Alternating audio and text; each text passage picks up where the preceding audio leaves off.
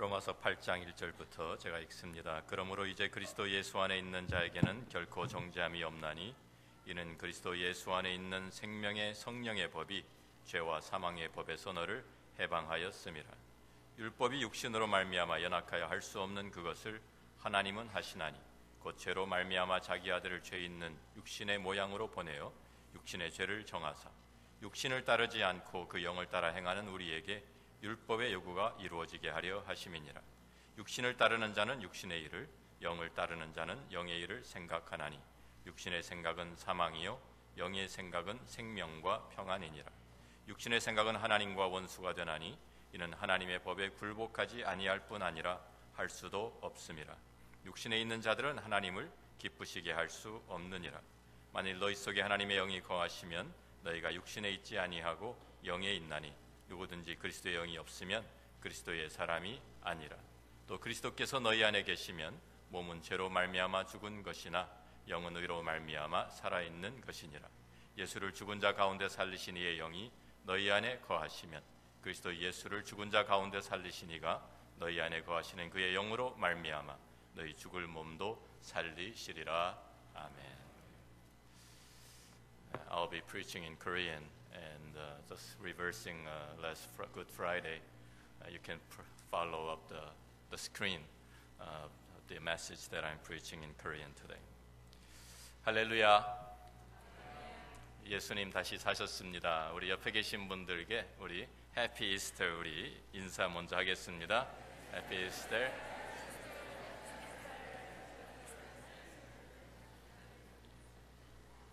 뒤에 사람이 있는데 설교하기가 참 이상하네요.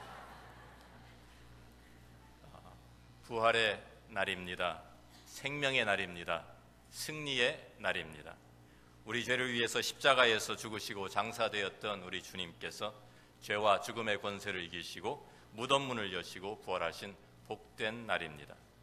부활절과 봄이 같이 오는 것이 결코 우연히 이루어진 것이 아니라고 믿습니다. 하나님께서는 부활 생명에 대한 암시를 하나님의 그 창조하신 만물을 통해서 우리에게 보여주고 계십니다. 제가 살던 위스콘신은 겨울이 참 혹독하게 춥습니다. 온도가 좀 화씨로 마이너스 20도, 30도까지 내려가고요. 눈도 참 많이 옵니다. 1년에 몇 피트씩 쌓입니다. 그런데 봄이 오면 완전히 다른 세상이 되어버립니다. 생명이 움직이는 모습이 보입니다. 겨울 동안에 꽁꽁 얼었던 그 땅이 녹으면서 잔디가 점점 파래지고요. 겨울에는 죽은 것 같이 보이던 그 가지들이 그 앙상한 나무 가지에 움이 트고 새 잎이 나옵니다. 화초들도 겨울 동안에는 말라서 죽은 것 같이 보이는데 그 넘어진 줄기 사이로 새로운 줄기가 다시 올라오고 그 꽃을 피우는 것을 보면 참 그 생명의 신비가 신기하기만 합니다. 생명이 있는 것은 능력이 있습니다. 그런데 죽은 것은 능력이 없습니다. 아무리 사납고 힘이 센 사자라고 하더라도 죽은 사자는 아무 힘을 쓰지 못합니다. 죽은 사자는 쥐새끼 한 마리도 째하지 못하는 것입니다. 작은 씨앗 하나와 아주 큰 바윗돌을 비교하면 당연히 큰 바윗돌이 더 강하게 보입니다. 그런데 그 큰 바윗돌로 이 작은 씨앗 하나를 눌러 놓으면 작은 씨앗은 아무 힘이 없이 죽을 것 같이 보이는데 그 작은 씨앗 안에는 생명이 있기 때문에 그 생명이 싹을 트기 시작하고 그 생명이 능력으로 올라오기 시작하면 그 바윗돌 틈새를 뚫고 올라와서 꽃을 피우게 되는 것입니다. 우리 주님은 생명의 주인이십니다. 살아있는 모든 것에게 생명을 주신 하나님이십니다. 그렇기 때문에 죽음이 우리 주님을 묶어둘 수가 없었습니다. 무덤이 우리 주님의 이 생명의 주님을 가두어 둘 수가 없었습니다. 생명의 주님은 죽음을 이기셨고 무덤 문을 여시고 다시 살아나셨습니다. 영원한 생명은 죽음을 이기고 승리합니다. 영원한 생명은 모든 것을 이기고 승리합니다. 오늘 이 아침에 우리는 바로 이 부활의 능력을 가지고 계시는 주님을 찬양하며 예배를 드리는 것입니다.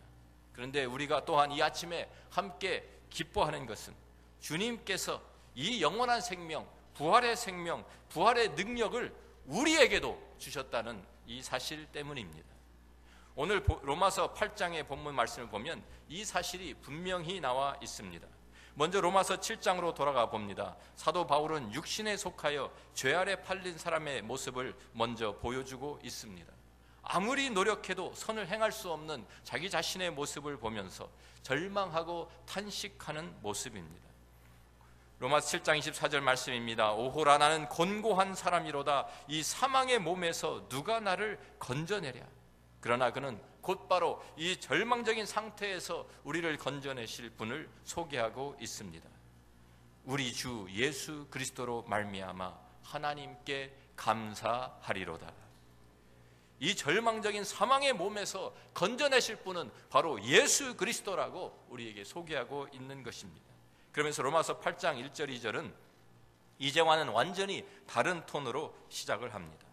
로마서 7장에 보면 비교해 보면 로마서 8장은 완전히 다른 상황, 완전히 다른 느낌, 완전히 다른 사람을 우리에게 보여주고 있습니다.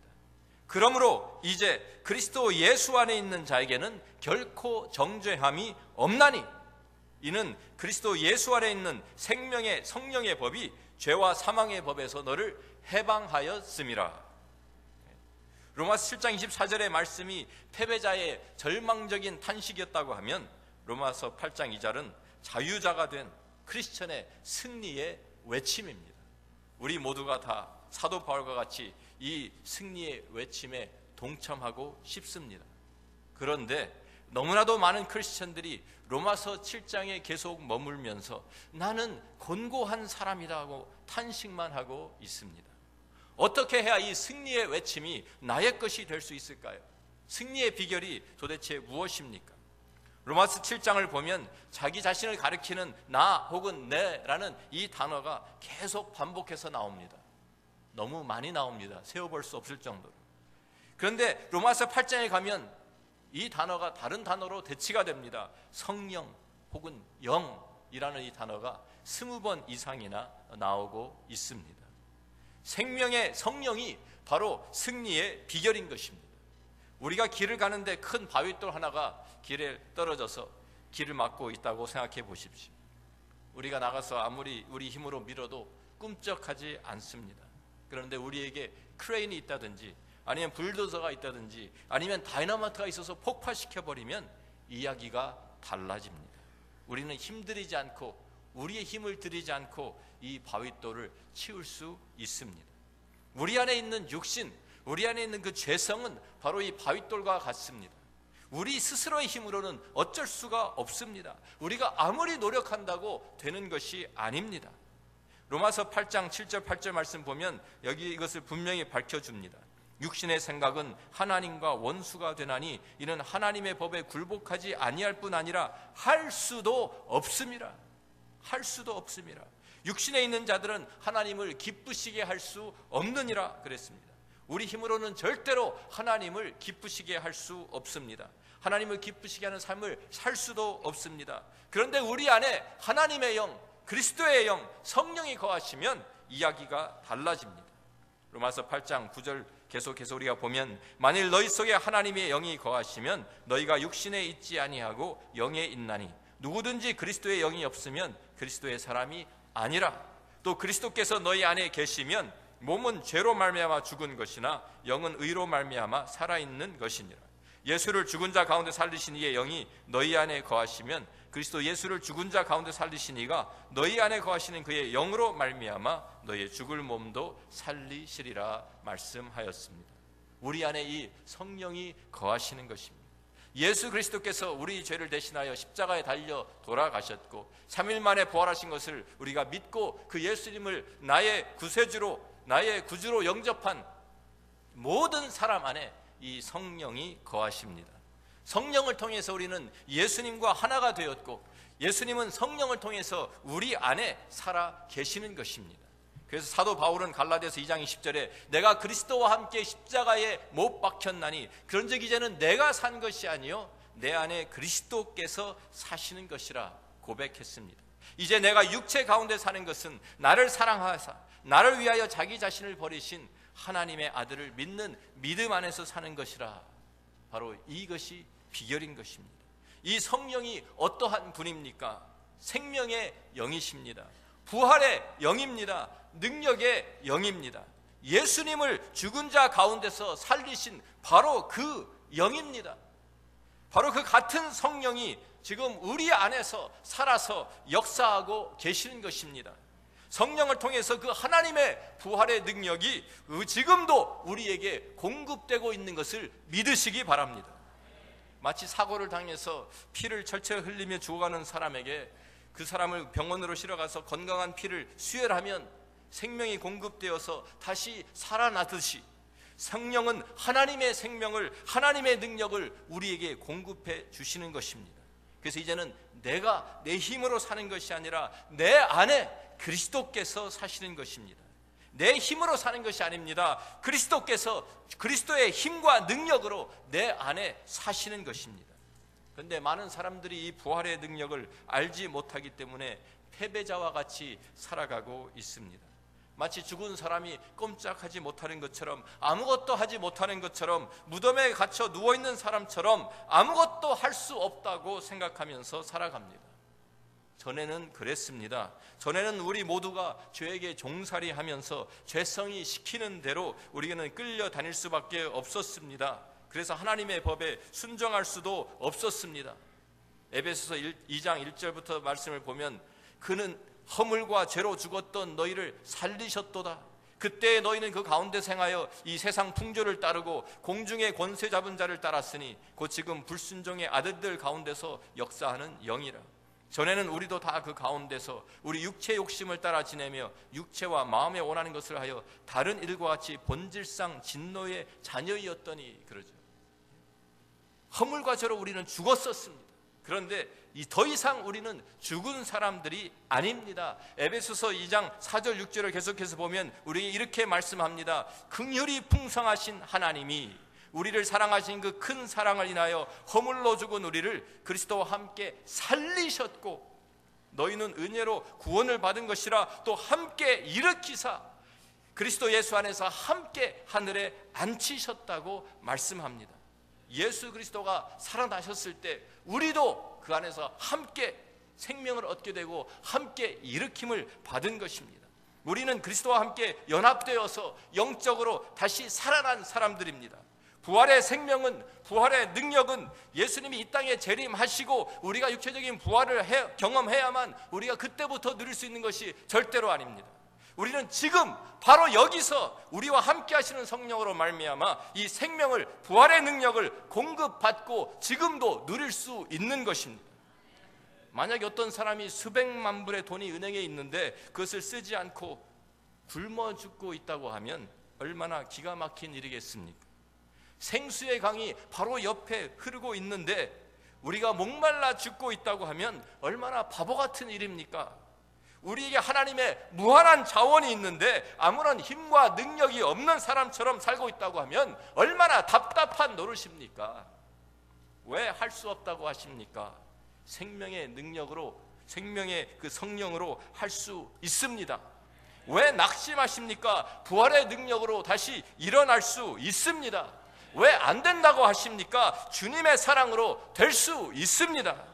전에는 용서할 수 없었던 그 사람을 이제는 용서할 수 있습니다. 전에는 사랑할 수 없던 사람을 이제는 사랑할 수 있습니다. 전에는 순종할 수 없었는데 이제는 순종할 수 있습니다. 전에는 희생할 수 없었는데 이제는 희생이 가능해집니다. 전에는 섬길 수 없었는데 이제는 섬길 수 있습니다. 전에는 십자가를 질 수 없었는데 이제는 나의 십자가를 지고 주님을 따라갑니다. 전에는 변화되지를 않았는데 이제는 주님의 형상으로 변화될 수 있는 것입니다. 이 생명의 성령의 법을 따라 사는 사람, 부활의 능력으로 살아가는 사람은 삼위일체 하나님께서 우리와 함께 하시며 도우신다고 성경이 우리에게 증거합니다. 로마서 8장 26절을 우리가 계속 가서 내려가서 보면 이와 같이 성령도 우리의 연약함을 도우시나니 우리는 마땅히 기도할 바를 알지 못하나 오직 성령이 말할 수 없는 탄식으로 우리를 위하여 친히 간구하신다고 말씀합니다. 성령 하나님께서 우리 안에 거하시면서 우리를 위해서 친히 간구하십니다. 다른 사람 아무도 우리를 위해서 기도하지 않아도, 나를 위해 기도하지 않아도 성령께서는 내 안에 거하시면서 말할 수 없는 탄식으로 우리를 위해서 기도하는 것을 믿으시기 바랍니다. 성령 하나님께서 우리 안에 거하시면서 우리를 위해 기도하시고요, 하나님은 우리 편이 되셨다고 또 성경은 말씀합니다. 31절에 보니까 그런즉 이 일에 대하여 우리가 무슨 말하리요? 만일 하나님이 우리를 위하시면 누가 우리를 대적하리요? 자기 아들을 아끼지 아니하시고 우리 모든 사람을 위하여 내주시니가 어찌 그 아들과 함께 모든 것을 우리에게 주시지 아니하겠느냐? 성부 하나님께서 우리 편이 되셔서 우리의 모든 것을 다 아시는 그분이 모든 것을 또 합력해서 선을 이루시는 것입니다. 로마서 8장 28절 말씀 보니까 우리가 알거니와 하나님을 사랑하는 자 곧 그의 뜻대로 부르심을 입은 자들에게는 모든 것이 합력하여 선을 이루느니라. 고난도 그 모든 것에 포함됩니다. 아픔도 슬픔도 다 포함됩니다. 그렇지만 하나님은 그 모든 것을 다 합력해서 하나님의 선을 이루는, 우리에게 가장 좋은 것을 주시는 하나님의 그 능력이 있으신 하나님인 것을 우리는 믿습니다. 마지막으로 성자 하나님께서 지금 하나님 보좌 우편에 계시면서 우리를 위해 변호하시며 간구하고 계시다고 성경이 말씀합니다. 로마서 8장 34절을 보니까 누가 정죄하리요? 죽으실 뿐 아니라 다시 살아나신 이는 그리스도 예수시니 그는 하나님 우편에 계신 자요 우리를 위하여 간구하시는 자신이라. 성령님은 우리 안에 거하시면서 우리를 위해 기도하시고, 예수님은 하나님 보좌 우편에 앉아 계시면서 우리를 위해서 변호하시고 우리를 위해서 기도하시는 그 기도가, 중보가 우리에게 있는 것입니다. 그 하나님께서, 또 하나님 아버지께서 우리를 품으시고 우리를 안으시고 우리를 사랑하셔서 모든 것을 합력해서 하나님의 역사를 이루어 가시는 그 하나님의 도우심이 있는데 얼마나 든든한 백입니까? 우리가 백악관에 참 대통령 보좌관만 내가 친구로 알아도 엄청난 권력을 누릴 수 있습니다. 그런데 우리는 이 모든 만물을 창조하시고 다스리시는 그 삼위일체 하나님께서 우리를 한 사람 한 사람을 직접 챙겨주고 계시다는 말씀입니다. 그래서 사도 바울은 로마서 8장 35절부터 이렇게 담대하게 외치는 것입니다. 누가 우리를 그리스도의 사랑에서 끊으리요? 환난이나 곤고나 박해나 기근이나 적신이나 위험이나 칼이랴. 기록된 바 우리가 종일 주를 위하여 죽임을 당하게 되며 도살당할 양같이 여김을 받았나이다 함과 같으니라. 그러나 이 모든 일에 우리를 사랑하시는 이로 말미암아 우리가 넉넉히 이기느니라. 이 세상에 사는 동안에 우리는 참 이러한 환난, 곤고, 박해, 기근, 적신, 위험, 칼, 이것을 우리가 피할 수는 없습니다. 우리가 사는 동안 우리의 끊임없이 도전이 찾아옵니다. 하나님이 우리를 사랑하신다는 것은 이러한 고난을 우리가 피하게 해준다는 말이 아닙니다. 우리는 이 고난을 우리는 계속해서 받을 것입니다. 아픔도 우리를 찾아올 것입니다. 슬픔도 오게 될 것입니다. 죽음도 우리를 찾아옵니다. 그러나 우리는 이 모든 것을 넉넉히 이기는 승리자들인 것입니다. 우리를 위해 독생자를 아끼지 아니하시고 내어주신 하나님의 사랑이 우리를 붙들고 있기 때문입니다. 우리를 위해 죽으시고 우리를 위해 다시 살아나신 생명의 주님이 우리와 함께 하시기 때문입니다. 그래서 우리는 절대로 실패하지 않습니다. 우리는 절대로 낙심하지도 않습니다. 우리는 절대로 포기하지 않습니다. 이 세상에서 하나님께서 해결하지 못하실 일이 하나도 없기 때문입니다. 부활의 생명으로, 부활의 능력으로 다시 살아가십시오. 하나님께서 우리에게 맡기신 그 사명을 완수하십시오. 하나님의 사랑을 이 세상에 전달하십시오. 이 세상의 빛과 소금으로 살아가십시오. 땅 끝까지 이 생명의 복음을 전파하시는, 그래서 우리 모두가 부활하신 주님과 함께 승리하시는 하나님의 자녀들이 다 되기를 주의 이름으로 축원합니다. 기도하겠습니다.